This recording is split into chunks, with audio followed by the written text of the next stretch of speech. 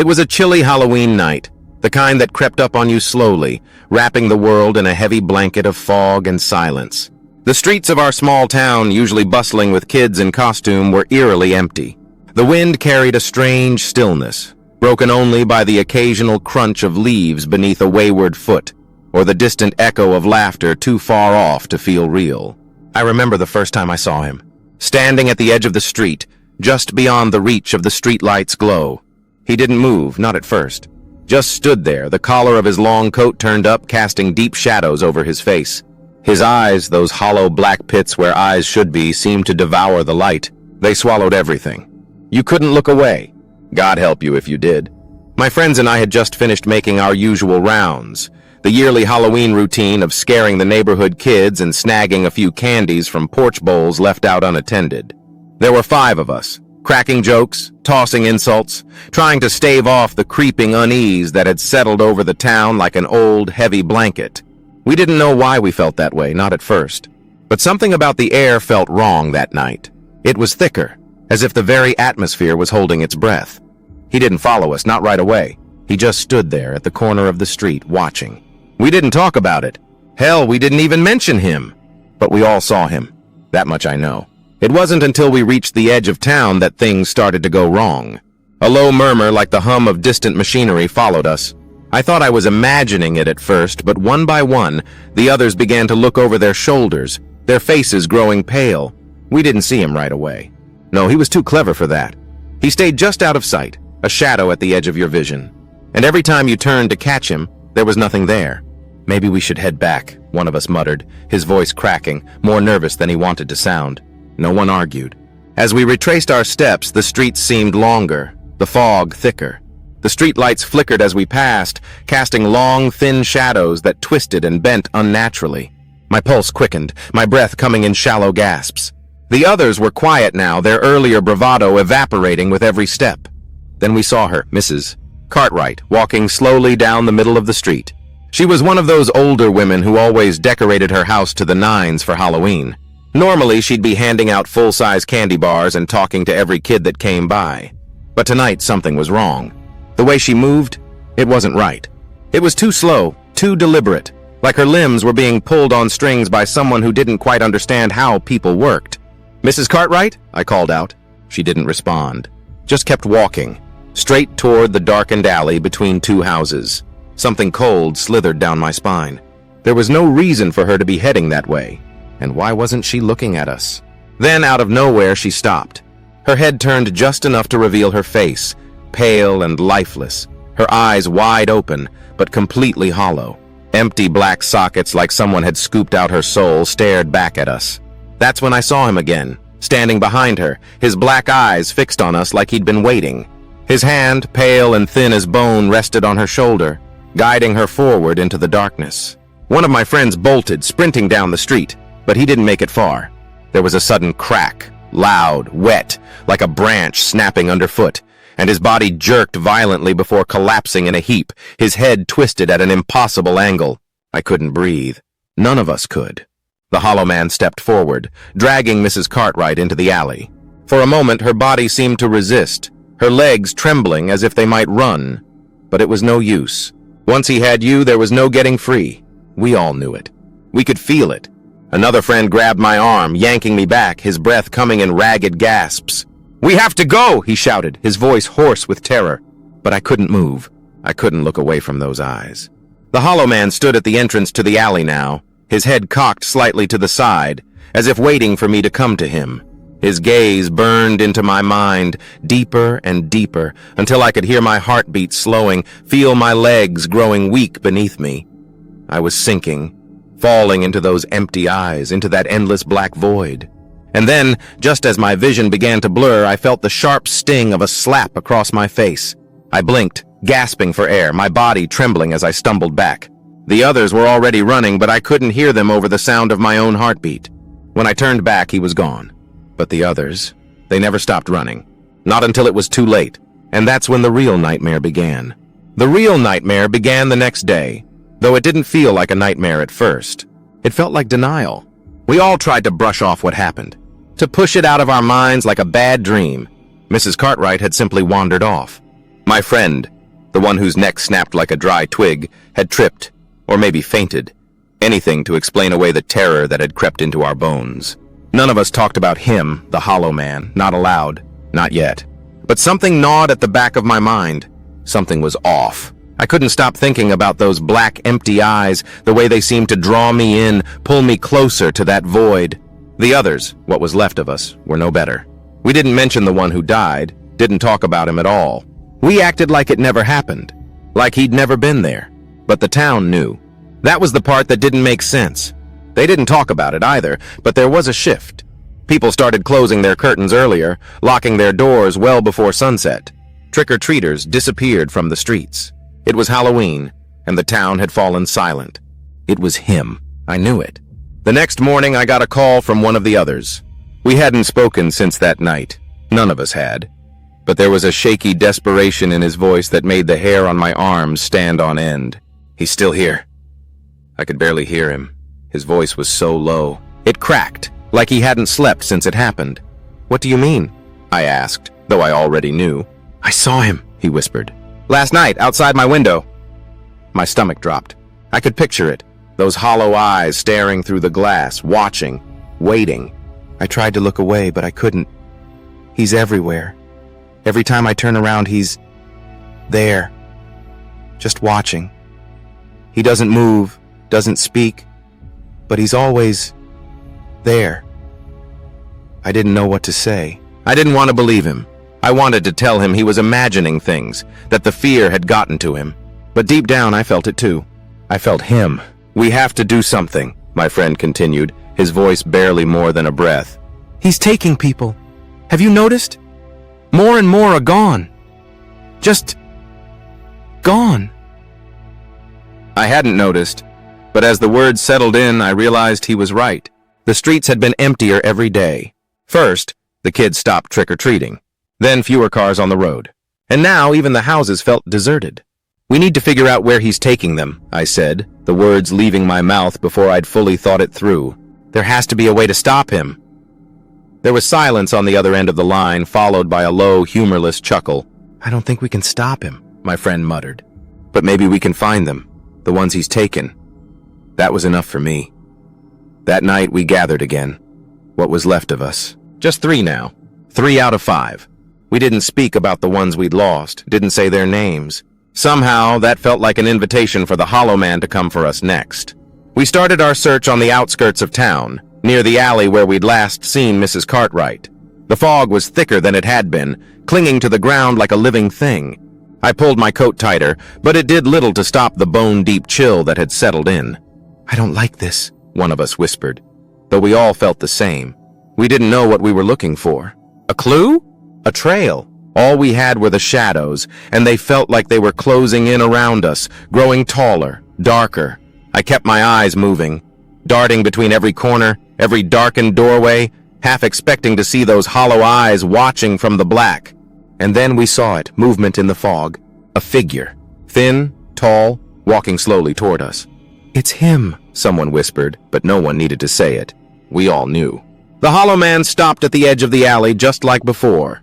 His face was shrouded in darkness, but those eyes, those empty, endless eyes, locked onto us. My heart pounded in my chest, each beat a deafening thud in the silence. I wanted to run, but my feet felt like they were rooted to the ground. He lifted a hand, pale and skeletal, and pointed down the alley. It was a gesture too human for something so utterly wrong, and that made it even worse. His message was clear: follow. I swallowed hard.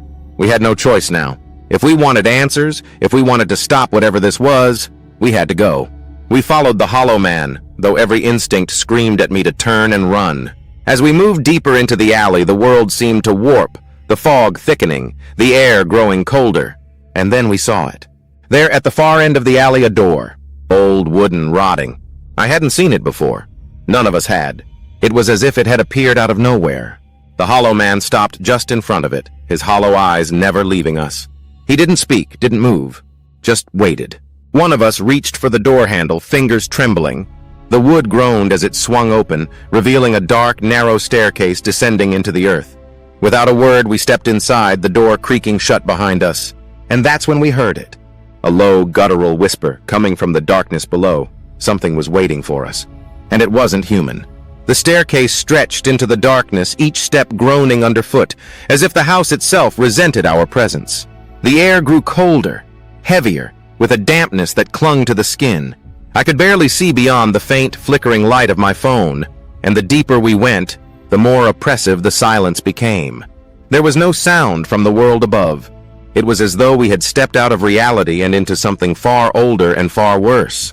I couldn't shake the feeling that we were descending into the heart of something malignant, something that had been waiting for us all along. My gut twisted with every step, a nauseating sense of doom curling its tendrils around my mind. I wasn't alone. I could feel my remaining friends trembling beside me, though no one spoke. No one dared. Finally, we reached the bottom. The stairs ended abruptly in a small, dimly lit room with stone walls slick with moisture. The air was thick with the smell of rot and earth. In the center of the room, a door stood. Unlike the decayed wooden one above, this door was made of metal, old and rusted but solid. Beyond it, we could hear a faint sound, soft, almost like a whisper but too distorted to make out. It was rhythmic like breathing or chanting. My hand hovered over the door handle, cold sweat trickling down my spine. There was no turning back now. We had followed the hollow man this far, and there was no escaping the pull of those hollow eyes. With a deep breath, I grasped the handle and pulled. The door screeched open, revealing a long hallway, barely lit by weak, flickering bulbs spaced far apart. The floor was slick, the walls narrow, and as we walked, the chanting grew louder. Low, guttural voices reverberated through the space, coming from somewhere ahead. My skin prickled as the air grew colder, the smell of decay more intense. Something was wrong. Very wrong. And then we saw them. Figures, shuffling, staggering down the hallway toward us. Their clothes tattered, their skin pale and lifeless, like they'd been drained of all warmth. Their eyes were the worst, just like his, black, hollow pits where humanity had once been. We froze, watching as they moved closer, too slowly to be real, yet deliberate in their approach. One of my friends screamed, a raw, primal sound that seemed to echo forever down the corridor. I turned to run, but my feet felt heavy, my limbs sluggish, like something was holding me in place. The figures drew closer, their hollow eyes fixed on us. And then they stopped. For a brief, terrible moment they stood there, their heads tilted at unnatural angles, their bodies twitching with an inhuman rhythm. And then they parted, stepping aside as if opening a path for something behind them. That's when we saw it. He emerged from the darkness, taller than before, his coat trailing the ground like a shroud. His face, if you could even call it a face, was obscured by shadow, but those eyes, they burned into us, black and endless, the Hollow Man. He raised one hand, beckoning us forward, and though every fiber of my being screamed to turn and run, I couldn't move. None of us could. We were trapped in his gaze, bound by those hollow, empty eyes. My heart thundered in my chest as he stepped closer. With every inch he gained, the room seemed to grow colder, darker, the walls pressing in around us. I felt my throat tighten, my breath coming in shallow gasps, but no sound escaped me. We were his now. There was no escape. Suddenly the chanting stopped. The silence that followed was suffocating, a thick, oppressive force that pressed down on us from all sides. And in that silence, the Hollow Man spoke, not with words, but with a deep, resonating presence that filled my mind, overwhelming every thought, every fear. You will see. The words reverberated through my skull, twisting and warping as they burrowed into my brain. My vision blurred, and for a moment, everything went dark. And then, in an instant, I was somewhere else. The room was gone. The hallway. The Hollow Man. All of it had vanished. I was standing in an open field now, under a sky that was black as pitch, devoid of stars.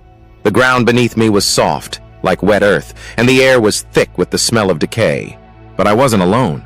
They were all there, the missing. The ones we had lost. Mrs. Cartwright. The trick-or-treaters. The parents. Even my friend, the one who had died. They stood in front of me, their hollow eyes fixed on the sky, their faces twisted into grotesque masks of pain and despair. Their mouths hung open, but no sound came out. They were trapped. Trapped in this place, wherever it was. And I knew then, this was where the Hollow Man had taken them. This was where they were doomed to stay, forever lost in the darkness. I tried to move, but my legs felt like lead, my body rooted to the spot. And then, in the distance, I saw him. watching me from the edge of the field, his figure barely visible against the black sky. The Hollow Man. He didn't speak, didn't move, just watched. And slowly, inexorably, I felt myself being drawn toward him, pulled by some invisible force that I couldn't resist. I wanted to scream, I wanted to run, but there was nothing I could do. Nothing any of us could do? We were his now. And then, just before the darkness swallowed me whole, I heard a sound. A low, guttural whisper that sent a jolt of terror through my entire body. It was coming from behind me. I turned, and what I saw made my blood run cold. The others, my friends, weren't with me anymore. They were standing at the far end of the field, their eyes wide, their mouths open in silent screams. And behind them, crawling out of the ground, was something worse, something alive, something hungry. The Hollow Man had led us here, but this was something else entirely. This was what he had been feeding all along, and it was coming for us next. The creature that crawled out of the ground was unlike anything I had ever imagined. Twisted, grotesque, and utterly inhuman. Its body was a mass of writhing limbs, slick with the dark earth it had emerged from, and its hollow, gaping mouth stretched impossibly wide, filled with rows of jagged teeth. It moved toward my friends, slithering through the wet ground with a sickening squelch, its pale eyes fixed on them, hungry. I was paralyzed, stuck in the field of the dead, my body still rooted to the spot. The Hollow Man stood behind me, his cold, soulless gaze boring into the back of my skull. I could feel the weight of it pressing me down, pulling me closer to the abyss that threatened to swallow me whole. But then something changed. It started as a flicker, a small, barely noticeable light in the distance. At first, I thought it was just my mind playing tricks on me, a hallucination born of sheer terror. But it grew brighter, warmer, pushing back the oppressive darkness. I turned toward the light, desperate for something, anything, to break the grip of the Hollow Man. And then I saw her. It was Mrs. Cartwright, but not the hollow-eyed shell we had seen before. She was different now, glowing with an ethereal light, her face calm, peaceful. She stepped forward, moving gracefully through the field, and as she approached, the twisted, monstrous thing crawling toward my friends began to slow.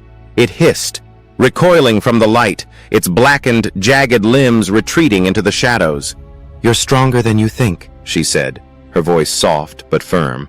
It was as though her words were meant for all of us. My friends turned toward her, their eyes wide, their fear momentarily replaced with confusion.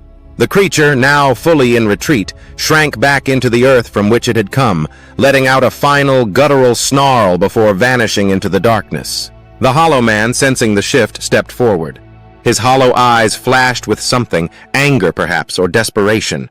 He reached for Mrs. Cartwright, his hand outstretched, fingers like claws. But as he drew closer, her light only grew brighter, pushing him back, forcing him to falter. "You don't belong here," Mrs. Cartwright said, her voice echoing in the stillness of the field. "None of us do." Suddenly, I felt a warmth spreading through me, like sunlight breaking through the cold, thick fog that had wrapped itself around us. My legs, once leaden, began to move. I took a step forward, then another, and as I did, I could feel the Hollow Man's grip loosening. The darkness that had threatened to consume me fell away, and I was free. My friends, what was left of them, moved too, stepping toward the light, toward Mrs. Cartwright. The Hollow Man stood frozen, his body trembling as if he were losing control. His eyes darted between us and the retreating shadows of the creature that had come for us. I could feel it now, the truth of what was happening. The Hollow Man had no power of his own. He fed on fear, on the darkness that lived in each of us. But the light, the hope that Mrs. Cartwright brought with her, was something he couldn't touch. And so with every step we took toward the light, his hold on us weakened.